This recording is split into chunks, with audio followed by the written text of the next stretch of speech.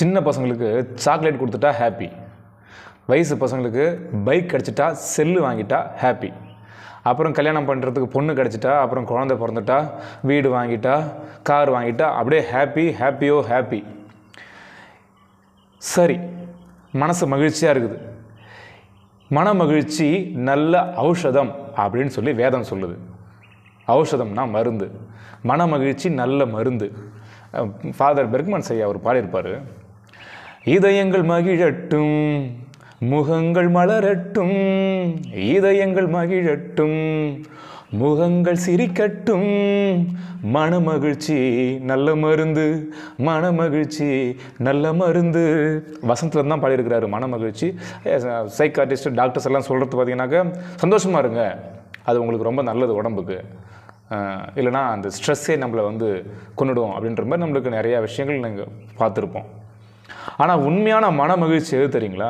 சங்கீதம் 119 அதிகாரத்தில் 72வது வசனத்தில் தாவீது, அவர் ஒரு கிங், அவர் ஒரு அரசர், அவர் சொல்கிறாரு, நானும் உமது வேதத்தில் மன மகிழ்ச்சியாக இருக்கிறேன். அதே 119ல் 92வது வசனம், உம்முடைய வேதம் எனது மன மகிழ்ச்சியாக இராதிருந்தால் என் துக்கத்திலே நான் அழிந்து போயிருப்பேன். ஒரு மனுஷன் பிறந்தது முதல் அவன் பரலோகத்துக்கு போகிற வரைக்கும் வேதத்தின் வசனங்கள் தான் ஒரு மனுஷனுக்கு மன மகிழ்ச்சியாக இருக்க முடியும். எப்படி? இன்னைக்கு பேசுகிறதுக்கும் ஆள் இல்லை, பேசுகிறத கேட்குறதுக்கும் யாரும் நேரம் இல்லை. ஒரு ஷார்ட்ஸில் ஒன்று பார்த்துருந்தேன், நீங்கள் பேசுகிறத கேட்குறதுக்கு 2000 ரூபாய், நீங்கள் பேசுகிறதுக்கு கேட்டுட்டு உங்கள் கூட அழுவுறதுக்கு 4000 ரூபாய் அப்படின்னு சொல்லி ஒரு விளம்பரம் மாதிரி போட்டிருந்தாங்க ஒரு ஷார்ட்ஸில். அது ஒரு காமெடியாக அது பண்ணியிருந்தாங்க. அப்படி பார்த்தீங்கன்னா இன்றைக்கி பேசுகிறதுக்கும் இல்லை, பேசுகிறத கேட்குறதுக்கும் ஆட்கள் இல்லை. ஆனால் வேதம் நமக்கு எப்படி மன மகிழ்ச்சியாக இருக்கிறது? தாவீதுக்கு, அந்த அரசனுக்கு மன மகிழ்ச்சியாக இருந்துச்சு. இன்றைக்கி கிறிஸ்தவர்களுக்கே அது மன மகிழ்ச்சியாக இல்லை, யாருக்கும் இல்லை. நிறையா மகிழ்ச்சி இருக்குது, நம்மளுக்கு நிறையா மகிழ்ச்சியை தேடிட்டு இருக்கிறோம். என்டர்டெயின்மெண்ட், பொழுதுபோக்கு, இதில் சந்தோஷம் கிடைக்குமா அதில் சந்தோஷம் கிடைக்குமான்னு சொல்லி ஓடிக்கிட்டே இருக்கிறோம். எப்படி மன மகிழ்ச்சியாக இருக்குதுன்னா, ஆண்டவர் என்கிட்ட பேசுகிறார், மனுஷனே என்கிட்ட மனசை விட்டு பேசுறது கிடையாது, நான் பேசுகிறத கேட்குறது கிடையாது, யாருக்கும் டைம் இல்லை, எல்லாம் ஸ்பீடாக ஓடிட்டு இருக்கிறான், ஷார்ட்ஸ் வீடியோ மாதிரி வாழ்க்கை ஓடிட்டு இருக்குது டக்குன்னு. ஆனால் நான் எப்போல்லாம் வேதத்தை திறக்கிறேனோ அப்போல்லாம் வானத்தையும் பூமியையும் படைத்த இறைவன் கர்த்தர் ஆண்டவராகிய இயேசு கிறிஸ்து என் கூட பேசுகிறாருன்ற அந்த விஷயத்தை தாண்டி எது எனக்கு மன மகிழ்ச்சியாக இருக்க முடியும்? அவர் இப்போ டைம் ஒதுக்கலாம்ல, எப்போல்லாம் நான் வேதத்தை திறக்கிறேனோ அப்போல்லாம் அவர் என்கிட்ட பேசுகிறார். இதுதான் ரவி பாரத் அண்ணன், பாஸ்டர் ரவி பாரத் அண்ணன் சொல்லியிருப்பார். அவர் கனவுல அப்படியே மெல்லிய குரலில் பேசுகிறாரு, அப்படி திடீர்னு பேசினார், அப்படிலாம் ஒன்றும் இல்லை, எல்லாம் ஏமாத்துறானோன்னு சொன்னார். அதை பார்த்துட்டு நான் சிரித்தேன். அவர் மெல்லிய குரலில் உங்கள்கிட்ட பேசணுன்னா மெல்லிய குரலில் படிங்க, உங்கள் ஃப்ரெண்டு மாதிரி உங்கள்கிட்ட பேசணுன்னா சாதாரணமாக பேசணும்னா சாதாரணமாக படிங்க, கர்த்தர் சத்தமாக என்கிட்ட பேசணும் அப்படின்னா சத்தமாக பைபிளை படிங்கன்னாரு. ஆக பைபிளை படிங்கன்னு சொல்லி சொன்னார். நல்ல ஒரு நகைச்சுவையாக இருந்தது, சில காமெடியாக இருந்தது அவர் சொன்னது. அந்த வார்த்தை சொன்னதுக்கப்புறம் தான் எனக்கு நல்ல ஒரு புரிஞ்சுக்கிட்டாங்க, ஆண்டவர் வேதத்தின் மூலமாக தான் நம்மள்கிட்ட பேசுகிறாருன்னு சொல்லி. ஸோ ஆண்டவர் நம்மள்கிட்ட எப்படி பேசுகிறாரு? சமீபத்தில் ஒரு பெரியவர் ஒருத்தரை பார்த்துருந்தேன். அவர் பயங்கரமாக வாழ்க்கை ஃபுல்லாக நிறையா சொத்து சேர்த்து வச்சுருக்கிறார். 2 பசங்களுக்கு பிரித்து கொடுத்துட்டார். அண்ணனுக்கு ஒரு 2.5 கோடி, தம்பிக்கு ஒரு 2.25 கோடியாக என்னமோ அதை பிரித்து கொடுத்துட்டாரு. அவ்வளோதான் இருந்துச்சு. அப்படி கொடுக்கும்போது இன்றைக்கி 2 பேருமே சோறு போட மாட்டேங்கிறாங்க. அழுகுறார், அது என்று சொல்லிட்டு அழுகுறார். அவர் கண்ணு தண்ணி வருது. 86 வயசு அவருக்கு, அந்த முதியவருக்கு. உண்மையாக நடந்த விஷயங்க.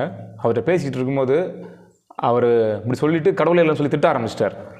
அவர் திட்ட ஆரம்பிச்சுட்டு இருக்கும்போது எனக்குள்ளே ஒரு வசனம் ஓடுது, பூமியிலே உங்களுக்கு பொக்கிஷங்களை சேர்த்து வைக்க வேண்டாம், அங்கே பூச்சியும் துருவும் அழிச்சிரும் திருடனும் கண்ணமிட்டு திருடுவாங்க, பரலோகத்தில் உங்களுக்கு பொக்கிஷம் சேர்த்து வைங்க அப்படின்னு சொல்லி சொன்ன வசனம் மனசுக்குள்ளே வருது.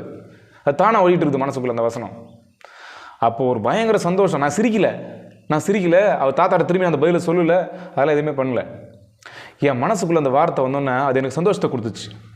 அது இன்னும் நிற்கிது. நடந்து 2 வாரம் ஆகுது, சாரி 1 வாரம் ஆகுது.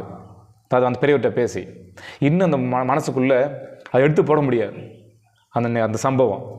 ஏன்னா அவர் என்கிட்ட பேசிக்கிட்டு இருக்கிறாரு, வசனம் எங்கே பேசிகிட்டு இருக்குது, கவனிச்சியாடா, இதே தான் உனக்கும், நீங்கள் சேர்த்து வை, ஒரு நாள் காணாமல் போயிடும், வசனம் சொல்லுது.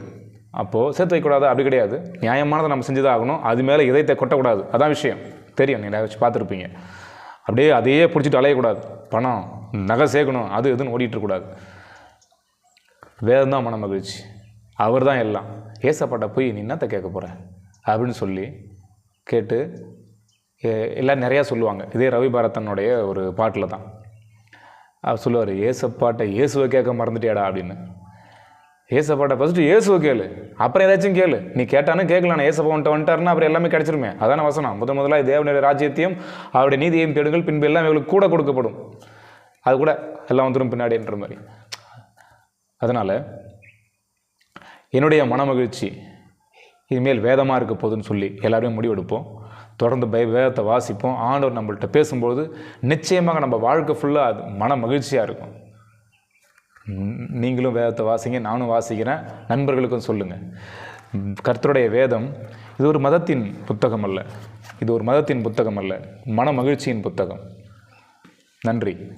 தேவன் நம்மை ஆசீர்வதிப்பாராக. கர்த்தருக்கு ஸ்தோத்திரம்.